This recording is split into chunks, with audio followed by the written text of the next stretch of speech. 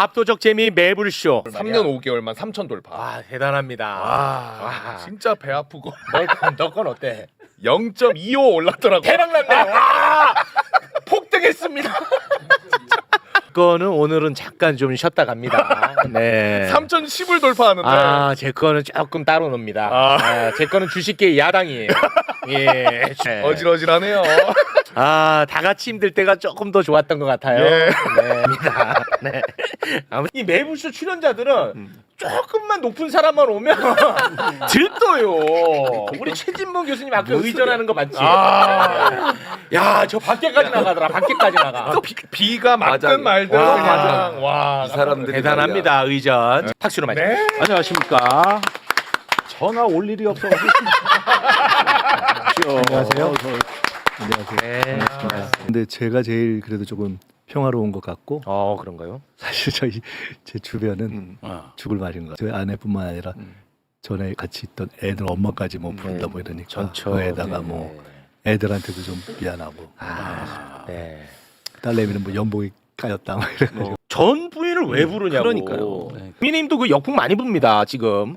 이미 잘 아시지만은 이제 인생으로 따지면 나이도 같고 학교는 다르지만 학번도 같고 걸어온 길은 다른데 처음 가깝게 안 것은 정세균 당 대표 시절에 네. 저는 원외 최고위원을 하고 대통령님께서는 처음으로 이제 성남시장이 되실 때 그때 제가 지방선거 총괄본부장이었어요. 근데 그렇게 하면서 그냥 이렇게 멀리서 보고 또 부대변인도 하셨으니까 그렇게 호감을 갖고 있던 사이였고 후보로 해서 낙선을 했을 때 저는 우리 당에 저런 정치 있는 것이 좋겠다 싶어서 저는 조금 이렇게 진보적인 걸 좋아하니까 네. 그래서 그때도 응원도 하고 뭐 이런 정도의 인연이 있었고요. 실제 일을 같이 한 것은 이재명 대통령께서 당대표 1기 되시고 그렇죠. 그때만 해도 소위 사법 리스크 때문에 좀 어렵고 당내에도 안착이 안 될 때 지도부 구성이 잘 안 될 때 제가 자원해서 정책위 의장을 하겠다고 말씀드리고 그리고 대통령도 좋다고 하셔서 그때 1기 지도부를 구성할 때 조금 제가 역할을 했고요. 아, 그랬군요. 대표가 되신 이후에 지도부에 제가 참여했고 그래서 정책위 의장, 총선 때 대표와 상황실장, 실무총괄하는 그리고 대표와 최고 수석 최고위원 이렇게 거의 한 2, 3년은 가장 가깝게 합을 맞춘 거죠. 그러니까 일을 하면서 맞춘 사이고 네. 그 이유가 저도 계보 정치를 안 하고 대통령께서도 계파 정치를 안 하고 저도 실무형이고 대통령께서도 실무로 철학이 저도 좀 집단지성과 당원주권 또 대통령 그런 결이 비슷해서 특히 지난번 국회의장 이후에 파동 났을 때 그때 이후에 해법을 얘기하면서 제가 앞으로 원내대표나 국회의장 선거에도 당원 의견을 반영하는 것이 좋다는 의견을 처음 제시 10% 이상 룰을 제기하고 이런 등등의 과정을 거치면서 의원들로부터는 좀 이게 눈총을 받겠다고 생각하면서 너무 힘들어하더라고요. 어렵게 제안한 건데요. 네. 그때 그것이 굉장히 좋다고 말씀하셨어요. 그러니까 그런 철학의 결이 같아서 네. 보면 뭐 철학의 결이나 스타일이나 이런 것이 비슷한 것 같고 개파 정치를 안 한다. 그렇죠. 저희 셋이 같네요 그러면. 셋이. 내가 친목질 안 하고. 묻어가려고 호락호락한 대학이 아니에요. 중국에서도 네. 논문을 그냥 막 통과시켜주고 수업도 안 하는데 졸업식 이런 대학이 아니라고요. 네. 그것만 알면 이런 의혹 제기 못합니다. 아니 내가 거기 자주 간다는데 지난 데는 그 국제 정치가 또 저기 그 옌센퉁 교수라고 유명하신 분이 있어요. 근데 자주 중국의 간다고. 주석들이 보통 북경대 아니면 칭화대를 또 붙어 있잖아요. 두 대학에. 이거 외교에 도움이 되지. 하다 보니까 제가 18년을 정치 낭인이었죠. 네. 정말 저는 생각 못했는데 하다 보니까 그래서 미국하고 중국에 가서 가방끈을 늘리게 됐고 또 하나는 정치하는 분들이 보통 외국 가면 연수를 하잖아요. 그리고 이제 근데 저 스스로도 골프를 안 치고 같은 시간이면 연수가 아니고 학위를 하자 이렇게 해서 다 전세금 털어서 공부해서 학위하고 그런 식으로 하다 보니까 이렇게 됐습니다. 정말 분노한 것은 쉽게 말하면 말씀은 제가 복잡하게 드렸지만 아무 일도 없어서 누가 그걸 시비했는데 아무 일도 없는 것으로 당연히 정리된 사건이잖아요. 그렇죠. 투선은 있었지만 아무 일도 없는 거잖아요. 그렇죠. 근데 그 이후에 검찰이 저한테 표적 사정을 한 일이 있었는데 그걸 제가 그에 대해서 저항하고 있을 때 월간 조선에 저게 나온 거예요. 그래서 제가 너무 황당하고 저것은 결국은 검찰반 아무리 아니야? 생각해봐도 아무것도 없는 곳으로 먼지가 쌓여서 어딘가 갖고 있었을 저도 저 투서를 못 봤거든요. 와 그러네. 그렇기 때문에 그런 캐비넷에 있었을 것이 분명한 것을 그냥 검찰에 누가 월간 조서에 줬겠죠. 그 월간 조서는 그거를 알거나 또는 모르거나 또는 그 정도 됐다면 정상적이라면 이미 법적인 판단을 받았어야 될 저에 대한 의문 한 번 안 갖고 언론에 보도한 거죠. 그걸 언론이라고 보기 저는 어렵다고 봅니다. 그래서 저는 아니 유명한 검찰이 더 문제죠. 아니 지들이 수사를 해서 아무 문제 없다고 털었는데 이거를 만약에 진짜 언론에 흘렸다면 진짜 나쁜 놈들이죠. 그래서 저는 저 경우를 저런 일을 하는 검찰을 정당한 사법기관이라고 보지 않고 네. 그런 걸 받아서 보도하는 집단을 쓰레기라고 봅니다. 예. 아, 그런데 시원하다. 그래서 제가 그때 너무 분노해서 기자회견을 해서 권력의 개라고 제가 검찰을 불렀던 적이 있는데 원래 그 당시에 제가 어떤 사건으로 막 조사를 받으려고 하는 참인데 불구속 기소가 될 사건인데 권력의 개라고 했던 것 때문에 구속 기소가 됐었습니다. 몇 달 있다 나중에 제가 해방 이후에 권력의 주구라고는 해도 권력의 개라고 하면 제가 처음이라 그래서 그 이후로 제가 앞으로 한자를 써야 되겠다 이렇게 그때 생각을 했었습니다. 어쨌든 그러한 사건입니다.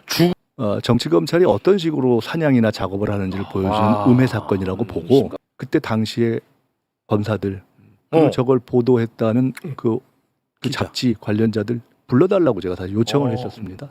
어떻게 되는지 전 모르겠습니다. 저는 그런 분들이 다 나와도 좋다. 네네. 제 관련됐던 그 제가 표적 사정이라고 저는 판단하고 그 다음에 상대방은 야 저거 판결까지 받아놓고 표적 사정이라고 뻔뻔하게 주장해.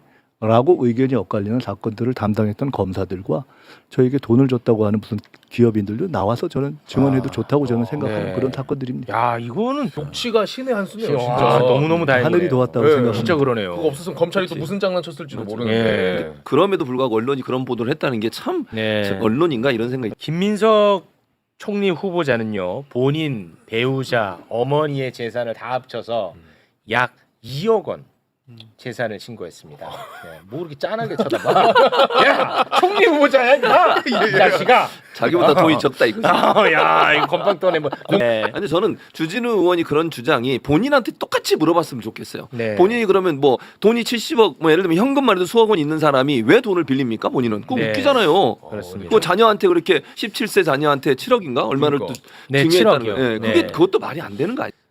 지금 내란 특검은 이미 수사를 시작했습니다. 네. 뭐 아시는 것처럼 김용현 기소했잖아요. 추가 그렇죠? 기소했죠. 그랬더니 김용현 측에서 준비 기간에 기소를 못하지 않냐 다퉜더니 특검이 우리 수사 시작했다. 네. 왜냐하면 특검법에는 20일 이내에 준비 기간을 쓸 수 있도록 제가 법을 바꿨어요. 기존에는 20일 동안, 그러니까 20일은 무조건 준비를 해야 돼. 근데 그거를 특검이 자율적으로 판단해라라고 바꿔놨습니다. 20일 이내로. 재량권을 줬구나. 네, 특검이 재량적으로. 네, 이거 다 미리 설계 다 해놨습니다. 이런 것들. 동안을 바꿔서. 박수 받아야지. 안 그러면 이거 진짜 큰일 날 뻔했어요. 안 그래도 고발했더라고 서울중앙지검에. 네. 그래서 하여튼 내란 특검은 이미 출발을 한 것이니까 빠르게 경찰이랑 협조를 하든 아니면 특검 자체가 단독으로도 지금 가능하니까요. 네. 빨리 체포해야죠. 근데 이제 한성진 부장은 이재명 당시 전 대표 그 대통령 공직선거법 위반 1심 판사이기는 합니다. 아 1심 판사에. 네, 그 유죄로 선고했던. 다만 그 이 이제 직위원 재판부 외에 이제 다른 재판부에서 추가로 기소된 사건에 대해서는 아마 23일 날 심리를 한다고 잡은 것 같아요. 26일 전에 그 심리를 해서 그 심리한 결과에 따라서 구속영장을 발부를 해야 됩니다. 왜냐하면 박근혜 전 대통령 당시에도 한 1년 만에 1심 선고가 났는데 중간에 구속영장 구속갱신을 했거든요. 영장을 다시 발부해가지고 그래서 이런 사건에 대해서 내란 중대한 범죄에 대해서는 추가 기소도 됐기 때문에 조은석 특검이 매우 발빠르게 잘 추가 기소했고 예. 이것은 뭐 전례에 비춰서도 그렇고 저희가 검찰의 그동안 구속 재판 관행에 비추어서 당연히 한성진 뭐 재판부에서 잘할 구속영장을 발부를 해야 될 사안입니다. 아. 그리고 그 김용현 전 장관이 노상원 비하폰을 국가를 속여가지고 지금 네. 노상원에게 지급했다는 부분하고 네. 그 다음에 부하를 지켜가지고 노트북 등을 파쇄했다는 이 부분은 증거인멸 교사거든요. 맞습니다. 그러니까 자신이 증거를 인멸하면 그건 처벌되지 않는데 누군가를 시켜서 자기 증거를 인멸시키면 그건 교사로 처벌을 받습니다. 매우 네. 중대한 범죄이고 그 구속의 사유가 뭐예요? 도망할 염려, 그 다음에 증거인멸의 염려 이거잖아요. 네. 그럼 증거인멸 교사가 들어가 있는 거예요. 그건 빼박이지. 그럼. 그러면은 영장이 당연히 발부가 돼야 된다고 생각합니다. 그 발부는 누가 하는 거예요? 그거는 한성진 재판부에서 한성진이가 하는 거예요? 심리를 하겠다고 했거든요. 아. 그래서 아마도 그 거기서 발부 여부를 결정할 거라고 생각하고 아마 그러네 직위원 재판부하고 지금 사건이 두 개가 그 지금 병행되고 있기 때문에 예, 예. 어느 한쪽에서 병합해서 재판을 해야 되지 않을까 그런 예상. 기존 특검법은 무조건 서울중앙지방법원에만 기소할 수 있게 해놨어요. 중요 사건 다 거기서 하니까 기존 특검법은 그냥 그렇게 관할을 지정했는데 네네네. 이번 특검은 아무래도 직위원에 대한 논란이 계속 있어 왔기 때문에 굳이 중앙지방법원으로 기소해서 병합하게 하는 일을 굳이 할 필요는 없고 특검이 자율적으로 판단해라 라고 해서 다른 법원에도 기소할 수 있게 열어놨습니다. 윤석열 네. 일주일 내내 재판 받아야 될 필요 있죠.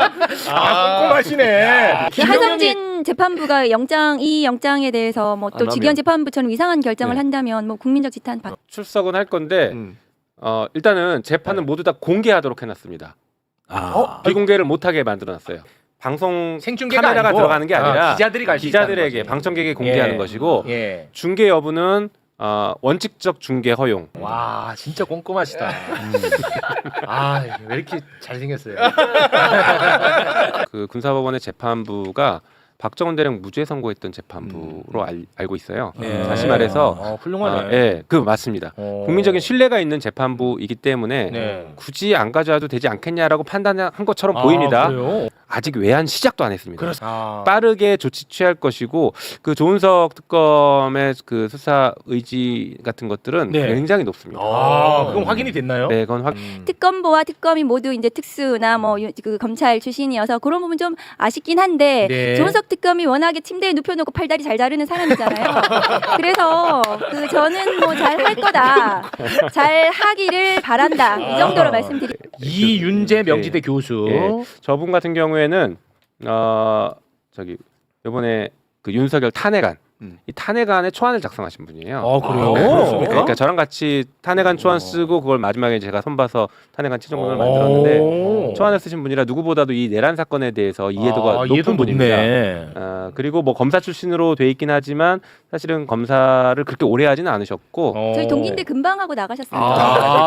동기예요? 그리고 이제 뭐 예. 금방 나갔대. 금방 나갔다. 문재인 정부 때 법무검찰개혁위원회에서 활동을 하시고 하셨던 분이고 그래요? 이번에 특검 추천도 되셨던 분이죠. 그래서 저분을 그분이 이분이구나 이윤재. 예, 최혜병 특검의 특검으로 추천이 된 한문혁. 누군데? 한 이 사람이 누구냐면 말이죠. 2021년 서울중앙지검에서 도이치모터스 주가 조작 의혹을 수사했던 사람입니다. 그런데 이번에 팀장으로 들어갑니다. 네, 거기에 더해서 한 명 더 좀 예의주시해야 더 되는 있어 게 또? 있어? 최희만 검사라고 있습니다. 최희망? 최희만 파견 검사로 최희망. 네, 특검의 이제 팀장을 맡을 것이다. 최희만 한문혁 이렇게 팀장 맡을 듯 이렇게 기사도 나왔는데요. 네. 최희만 검사 같은 경우에도 지금 심우정 총장의 핵심 측근으로 분류가 되고 있고 왜냐하면은 반부패 그 이과장이니까요. 예. 그리고 아마 뭐 의원님도 기억하시겠지만 심정은 안 돼. 심우정 검찰총장 인사청문회 때 같이 나와서 실무를 담당했던 검사이기도 해요. 그래서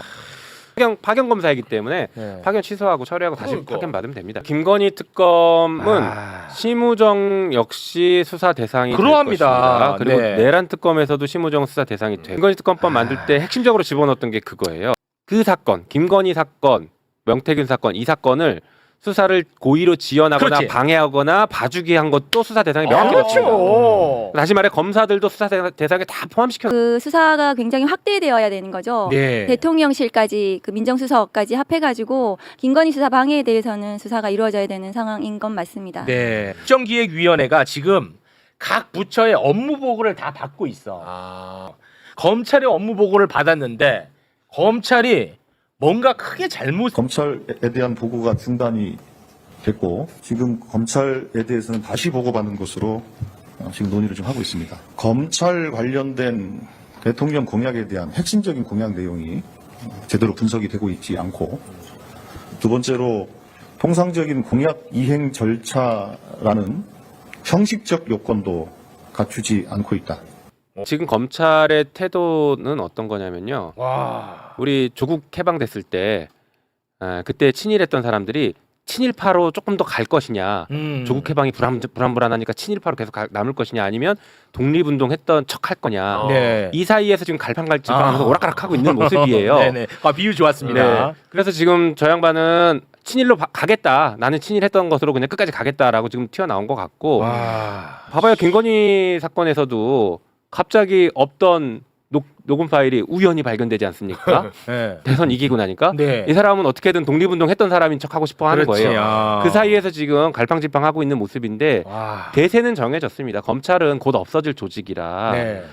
그 안에서 마지막까지 저렇게 무슨 항전하는 모습을 잠깐 보이고 싶은 것 같은데 네. 허세다 좀 분명. 그러니까 이제 저게 검사들이 그 일반 행정 공무원이거든요. 그러니까 자기들이 그런 공무원의 지위를 인식을 못하고 자기들이 뭔가 법 위에 이 뭔가 그 위에 있는 존재라고 잘못 생각을 하면서 새로운 정부가 출범을 하면 그 새로운 정부가 그 국정 운영을 하겠다는 그 공약을 철저하게 분석하고 그에 따른 이 검찰권을 어떻게 운영할 것인지에 대한 보고를 준비를 해야 되는 거죠. 네. 그리고 수사기소 분리는 뭐 너무 당연한 이 네. 새로운 정부의 국정 운영 공약이었잖아요. 그렇습니다. 그런데 그거를 그 문제점을 들고 왔다는 것은 한판 하자는 거잖아요. 맞습니다. 그건 왜 그러냐 하면 지금 검찰이 이문정 검사도 지적을 했지만 아직도 윤석열 정부의 법무부고 윤석열 정부의 대검이고 검찰인 겁니다. 지금은 뭐 개혁적인 검사들이 법무부와 대검에서 중책을 수행해야 된다. 그것이 개혁적인 검사 인사, 정치 검찰 해체이거든요. 네. 그래서 아직 그 법무부와 대검의 검찰 인사가 진행이 되지 않아서 저 자리에 아마 이문정 검사도 있었을 건데 네. 저 보고를 받는 자리에 아마 검사들이 굉장히 혼란스러웠을 거예요. 이문정에게 보고를 하는 그거를 현실적으로 인식을 하면서 매우 네. 힘들었을 텐데 아유, 달콤해. 그러니까 세상이 바뀌었다는 거, 네. 수사기소 분리, 이 검찰 개혁을 해야 된다는 것을 받아들이는 네. 개혁적인 검사들이 앞으로 대검, 법무부 각 그 검찰청에서 중책을 맡아야 된다. 네. 그러기 위해서는 개혁적인 검사 인사, 윤석열 정부, 친윤 검찰들은 그런 정치 검찰들은 반드시 해체돼야 그렇습니다. 된다. 청산해야 된다. 네. 지금 검찰은 오늘의 검찰의 태도는 국민 주권을 무시하는 겁니다. 무시한 무시한 거잖아요. 거죠. 이거는. 국민의 선택을 무시하는 거예요. 자기들이 국민 위에 있다 이렇게 네. 선언해 버리는 이 겁니다. 불복이죠, 불복. 예, 대선 불복이죠 일종의. 그렇습니다. 나는 그 대선 인정 못해. 맞습니다. 이렇게 해버리는 겁니다. 예. 정말 그래서 해체돼야 될 조직인 맞아요. 거예요. 이거 도저히 이대로 안 둘 수는 돼. 없어요. 아마 새 법무부 장관이 뭐 누군가가 곧 지명되겠지만 네. 그 장관이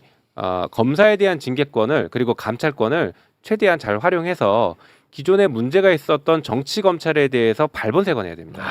이게 핵심입니다 지금.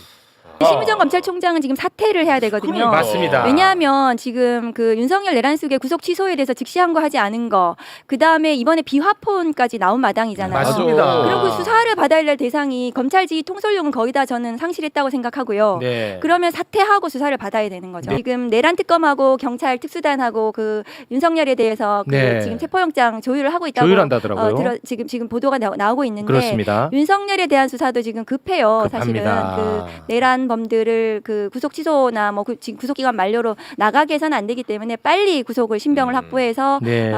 특검이 빠르게 진행을 하기를 바란다. 검찰 개혁은 9월 내에 끝내야 됩니다. 특검은 12월까지 가고요. 맞습니다. 다시 말해서 특검이 진행되는 동안 검찰 개혁을 미리 다 끝내야 됩니다. 미리 끝낼 계획도 갖고 있고요. 야. 그래서 그 부분도 너무 염려하지 않으셔도 될 것 같다. 아주 그러니까 뭐 요몇 제도 개월이야. 개혁과 네. 그다음에 정치 검찰 해체 이것이 동시에 이루어지는 것이 검찰 개혁입니다. 네. 그래서 오늘도 정책안들 내용을 좀 보면 가끔씩 그런 흔적들이 보입니다. 그러니까 누구를 위한 정책인가, 어떤 정책 결정을 할 때 그 정책의 영향이 어디에 어떻게 미치느냐에 대해서 방향이 약간 다르게 느껴지는 경우가 있어요. 제가 좀 공개적으로 말씀드리진 않을 건데 그런 점들을 무섭다. 무서워.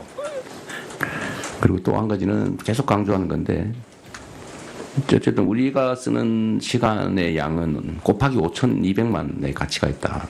우리가 하는 결정, 판단 이런 것들이 5,200만의 삶에 직접적으로 영향을 미치죠.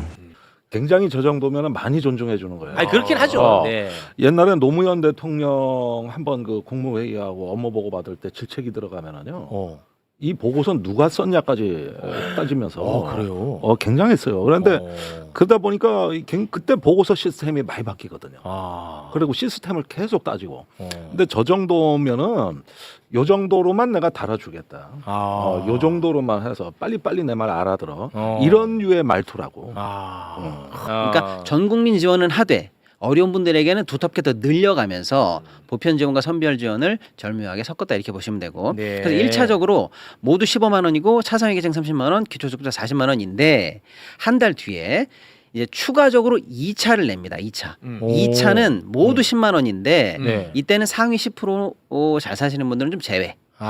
이재용 회장만 빼고 그렇습니다. 나머지에게 10만 원. 그렇습니다. 근데 왜 위차를 나눠서 하는 거야? 그 10% 걸러내는 작업이 한 달 정도 걸리기 때문에 2차에 걸러서 합니다. 그래서 합산하면 1, 2차를 합치면 상위 10%는 15만 원, 보통 국민들은 25만 원, 그다음에 이제 차상위 분들은 40만 원, 기초수급자는 50만 원. 네. 이렇게 생각하시면 되고 요걸 가구수당 식구를 곱하면 됩니다. 자기 가구수 4인 가구면 예를 들어서 25만 원 곱하기 4. 그렇게 하면 얼추 맞아 들어가고요.